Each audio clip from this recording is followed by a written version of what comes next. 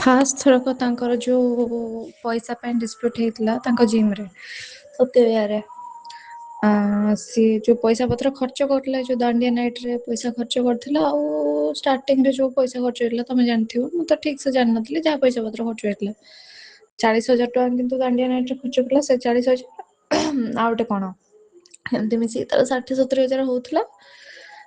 ତାକୁ ଯେତେବେଳେ ପଇସା ପତ୍ର ଅଭାବ ହେଲା ସେ ମାଗିଲା କି ଆଉ ମତେ ବାକି ପଇସାଟା ଫେରାଅ, ଆଉ ଯୋଉ ପଇସା ଅଛି ମୋର ଫେରାଅ, ଆଉ ମତେ ପଇସାଟା କାହିଁ ଦଉନ, ହିସାବ କର। ତେଣୁ ଫାଷ୍ଟ ଥର ସେ ଜିମ୍ ଛାଡିଥିଲା, ଫାଷ୍ଟ ଥରକ ହେଲେ ଯଦି କରିବନି ମୁଁ ଜିମ୍ ଛାଡିଦେବି, ମୁଁ କାହିଁ ଆଉ କାଟିବି ଇଏ ସିଏ ଏମିତି କରିକି ଛାଡିଥିଲା।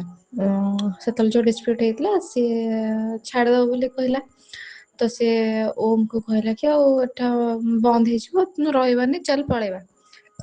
ସେତେବେଳେ କଣ ତା ନା, ସେ ଯୋଉ ପିଲାଟା ଲିପୁନ ବି ବୋଧେ ଛୁଟି ନେଇ କୁଆଡେ ପଳେଇଥିଲା, ଆଉ ଇଏ ଓମକୁ ନେଇକି ଗାଁକୁ ପଳେଇ ଆସିଲା। କହିଲା କି ଆଉ ଆମର ତ ଆଉ ଗୋଟେ ଜିମ୍ ଅଛି, ଅଡ଼ଶପୁର ଜିମରେ ତ ଭଲ ଟ୍ରେନର କେହି ନାହାନ୍ତି, ତ ଟ୍ରେନିଂ ଦେ, ଆଉ ଟ୍ରେନିଂ ଦେ। ସେଠି ଯେତିକି ପଇସା ଦିଆ ହଉଥିଲା ସେତିକି ପଇସା ତ ଦେଇପାରିବିନି, ଯେତିକି ଟିକେ କମେଇକି ଯାହା ଦେବି ଆଉ। ସେତେବେଳେ ଓମର ବାପାଙ୍କର କଣ ଗୋଟେ ଆକ୍ସିଡେଣ୍ଟ ହେଇଥିଲା ନା ଗୋଟେ କଣ ହେଇଥିଲା ଠିକ ସେ ତ ଜାଣିନି, ଗୋଟେ କଣ ଆକ୍ସିଡେଣ୍ଟ ହେଇଥିଲା, ତାଙ୍କ ଦେହ ଅସୁସ୍ଥ ଥିଲା। ଓମ୍ କହିଲା କି ମୋର ଫାଇନାନ୍ସିଆଲ କ୍ରାଇସିସ୍ ରହୁଛି, ଆଉ ମୁଁ ରହିବିନି, ମୁଁ ଏଠି ଟ୍ରେନିଂ ଦେବିନି, ମୁଁ ଯୋଉ କୌଣସି ଯୋଉ ବାଉନ୍ସର କାମ କରେ ମୁଁ ସେ କାମ କରିବି, ମତେ ପଇସା ଦରକାର ଅଛି, ସେ କହିକି ଛାଡିଦେଲା। ଛାଡିଲା ତ ଛାଡିଲା, କଲ୍ କରିକି ଇଆଡେ ସିଆଡେ ଗପିଲା, ମାନେ ଯେତିକି ମତେ ବୁବୁ କହିଥିଲା ମୋର ଯାହା ମନେ ପଡୁଛି କି ସେ ଗାଁରେ ଆଉ ସେ ସତ୍ୟଭାର ପିଲାଙ୍କୁ ବି ସବୁ କଲ୍ କରିକି କଣ କହିଲା, ଆଉ ଜିମ୍ ବନ୍ଦ ହେଇଯିବ ଏଇଟା ସେଇଟା। ତ ଯୋଉ ପିଲାମାନେ ସବୁ ପଇସା ଦେଇଥିଲେ ସମସ୍ତେ ଜାଣିଥିଲେ ନା ଓନର ହଉଛି ବୁବୁ, ତ ଆକୁ କଲ୍ କରିକି ମାନେ ଆ ସହିତ ଟିକେ ବଚସା କଲେ, ଆଉ କେମିତି ଜିମ୍ ବନ୍ଦ କରିଦବ ଏଇଟା ସେଇଟା, ପଇସା ଦେଇଛୁ, ଫ୍ରଡ୍ କରିଦେଲ, ଇଏ କରିଦେଲ। ତ ଇଏ ସେଠୁ ନ ଚାହିଁକି ବି ସବୁ ଡିସକ୍ଲୋଜ କରିବାକୁ ବାଧ୍ୟ ହେଲା। କହିଲା ମୁଁ ଫୁଲି ଓନର ନୁହଁ, ମୁଁ ଏତିକି ପରସେଣ୍ଟ ପାର୍ଟନର, ଆଉ ସେ ବିଷୟରେ ତମେ ସେଠି ତାଙ୍କର ଯିଏ ବିଲ୍ଡିଂରେ ଯାଇ କଥା ହବ, ସେମାନେ ଯଦି ଜିମ୍ ଚଲେଇବେ ଚଲେଇବେ, ମୁଁ ରହିବିନି, ଏମିତି କଥା। ତାପରେ ଯେତେବେଳେ ପଚାରିଲେ ଏ କଥା ତକୁ କିଏ କହିଲେ ନା ଓମ୍ ସାର୍ କହିଲେ, ପିଲାମାନେ କହିଲେ। ତ ଏକରେ ତ ତା ଖରାପ ଟାଇମରେ ତାକୁ ଛାଡିକି ପଳେଇଲା, ଯେତେବେଳେ ତାକୁ ଗୋଟେ କିଏ ଦରକାର ଥିଲା ସେତେବେଳେ ଛାଡିକି ପଳେଇଲା। ତାପରେ ଗଲା ତ ଗଲା, ଆ ବିଷୟରେ ଗପିଲା, ତାର ଟିକେ ରାଗ ହେଇଗଲା।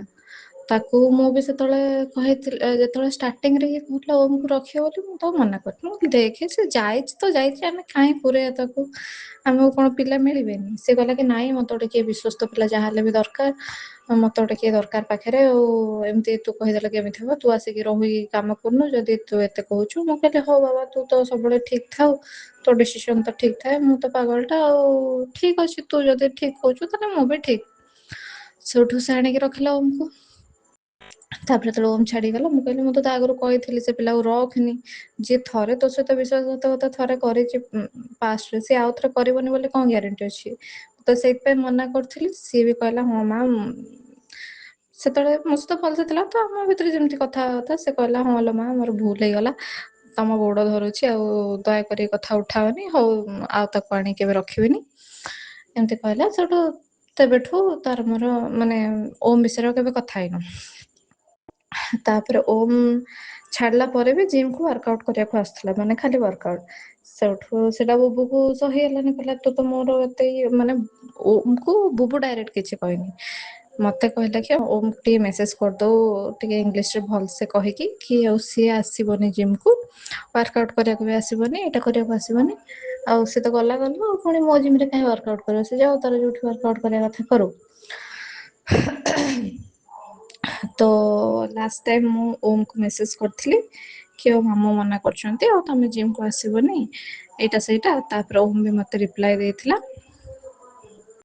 ଓମ୍ ବି ମତେ ରିପ୍ଲାଏ ଦେଇଥିଲା କି ହଉ ଆସିବିନି, ଏମତି ସେମିତି।